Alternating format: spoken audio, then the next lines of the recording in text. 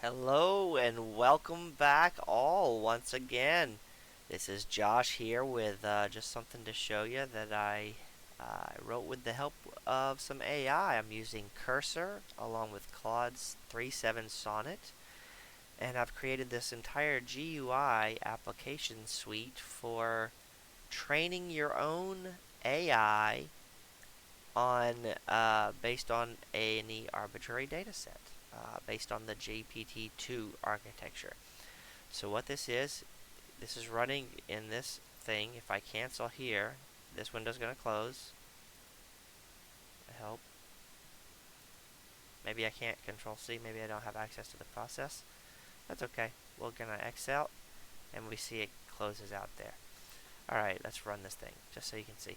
Basically, what this started out as is a collection of training scripts, now in this deprecated thing, of synthetic data generation and a training script that I wrote with the help of AI like a year and a half ago. And it wasn't very good, but it worked on principle. Well, a couple days ago, I got this cursor set up for some vibe coding, whatever that is, and I actually like it a lot. So I was able to train an AI on the Federalist Papers. I'll show you what I did. We'll kind of go through an example here with this application that I wrote with the help of AI, and I was able to chat with this AI model, and it chatted back. So here, what's the deal? Here's the GUI. This is all the code. This is all the individual Python scripts. Chat GUI, clean data.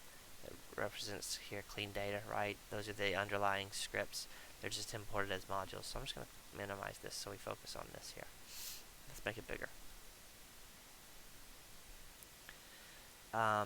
It made all of this all on its own. So process paper, you can select any input text. I have just the Federalist Papers here because I'm a history nerd, whatever. And you start processing it. What this does is I need a little bit more like informative instructionals or whatever, but this is going to connect to a locally running AI and ask questions about your data set. So it's going to chunk your data set. This is what this chunking options here is for, auto chunk.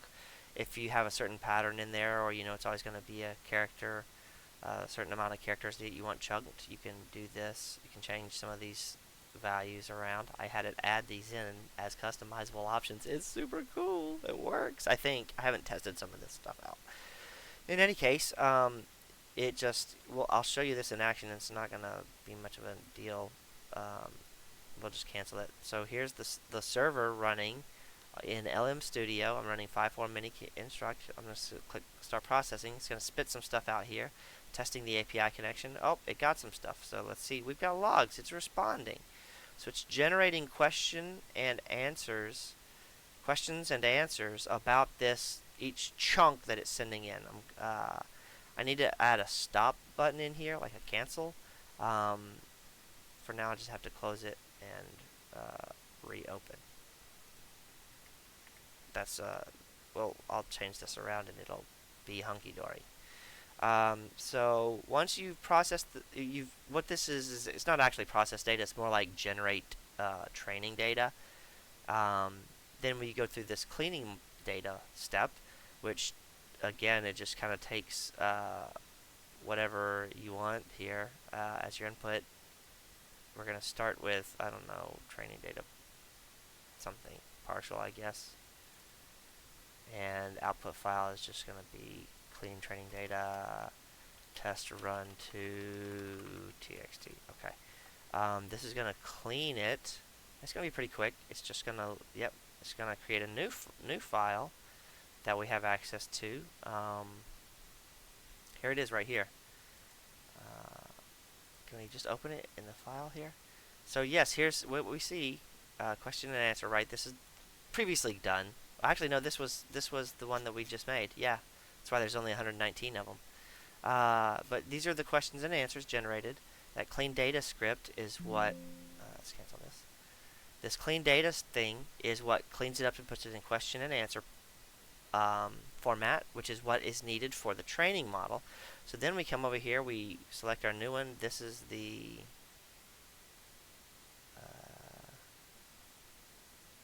these are the same, doesn't matter. So we'll just use this. We're going to train a model. It's going to use my GPU. Let's uncheck this because this is the kind of leftover feature from a different way, the way the app used to work. But let's just train it. All the logs here. It got how many? It's going to log some things here. How many CUDA pairs? Oh. I don't know. Here, we'll look here. 14. This is the progress on each one. But we're going to cancel this because I don't want it to train a new one. I want to load this back up. And I want to load the other model that I trained earlier. You can do that here. Browse. Madison model. Is that right? It says 10:14 p.m. It's not even 10:01 p.m. Yeah. Why? March 7th. That was yesterday. Okay, this is the one. Yeah, this is right. All right. Load model. Now this is actually the James Madison model, so he's going to talk about the Federalist Papers. Let's ask him about the Federalist Papers. Hey, yo, dude, tell me about the Federalist Papers. Which one is your favorite? Question mark. Enter. Oh. So, bum bum, womp womp. Error. This is because yeah, I think it's because I was training another one. Let's just do it like this. Try this. Try loading this one. Copy. Paste. Send. No. Alright, so that's happening because of the way we changed the size of the models that these things were trained on. I apparently have lost the good model that I had created earlier, which took me like an hour to train. Bummer. But when it's working, it actually works pretty good. We can load another one that I have laying around somewhere. Let's go up here and let's do this. Let's load this one. This should be an older version. I think it'll work. No, bummer. Why? Hold on. Let's hold on. Let's try this again. Let's copy that error. Oh, here it is right here. Can I copy this error? Blah, blah, blah,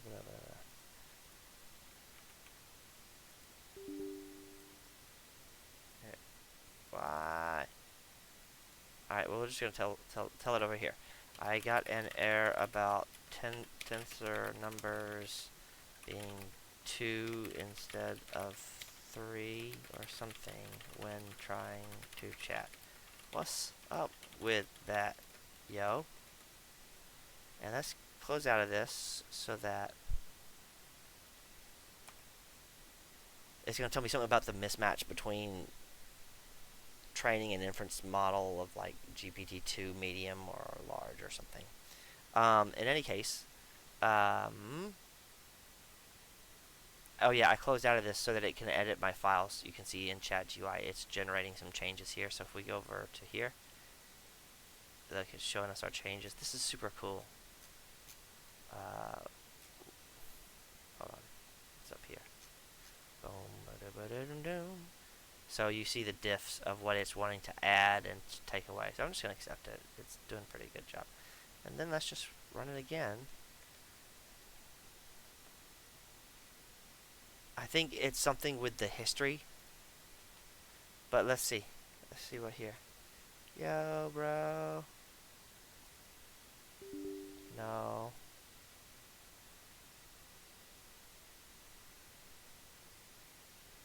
Me. Alright. That's a fail. That's a fail.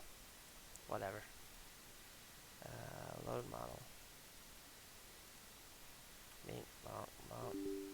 Okay.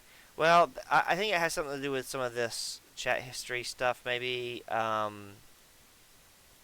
maybe the streaming. Not really sure. In any case, I'll have it I'll debug it a little bit. But this is my program, and it has some visualizations in here as well. You can, after you generate some responses, you can have it save the activations, and it will save a diagram of your of the activations of the neural network. So that's kind of cool too. Anyways, this is my little studio for creating your own AI. I'm going to work on it some more, but I just wanted to give a little tour of it and show it off a little bit. Thanks for watching, and see you again later, maybe next time.